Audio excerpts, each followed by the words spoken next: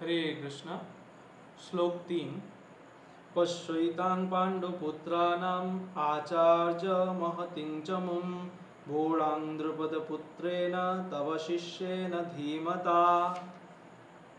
অনুবাদ, হে আচার্য, পাণ্ডবদের মহান সৈন্যবল দর্শন করুন, যা আপনার অত্যন্ত বুদ্ধিমান শিষ্য দ্রুপদের পুত্র অত্যন্ত দক্ষতার সঙ্গে বুহের আকারে রচনা করেছেন। তাৎপর্য: চতুর কূটনীতিবিদ দুর্যোধন মহৎ ব্রাহ্মণ সেনাপতি দ্রোণাচার্যকে তার ভুল ত্রুটিগুলি দেখিয়ে দিয়ে তাকে সতর্ক করে দিতে চেয়েছিলেন। পঞ্চ পাণ্ডবের পত্নী দ্রৌপদীর পিতা দ্রুপদ রাজের সঙ্গে দ্রোণাচার্যের কিছু রাজনৈতিক মনোমালিন্য ছিল। এই মনোমালিন্যের ফলে দ্রুপদ এক যজ্ঞের অনুষ্ঠান করেন এবং সেই যজ্ঞের ফলে তিনি বর লাভ করেন যে তিনি এক পুত্র লাভ করবেন, যে দ্রোণাচার্যকে হত্যা করতে সক্ষম হবে।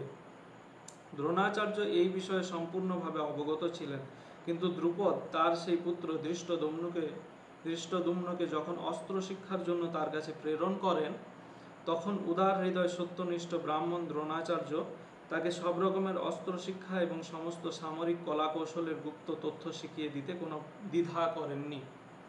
এখন কুরুক্ষেত্রের যুদ্ধক্ষেত্রে ধৃষ্টদ্যুম্ন পাণ্ডবদের পক্ষে যোগদান করেন এবং পাণ্ডবদের সৈন্যসজ্জা তিনিই পরিচালনা করেন, যেই শিক্ষা তিনি দ্রোণাচার্যের কাছ থেকেই পেয়েছিলেন। দ্রোণাচার্যের এই ত্রুটির কথা দুর্যোধন তাকে স্মরণ করিয়ে দিলেন, যাতে তিনি পূর্ণ সতর্কতা ও অনমনীয় দৃঢ়তার সঙ্গে যুদ্ধ করেন।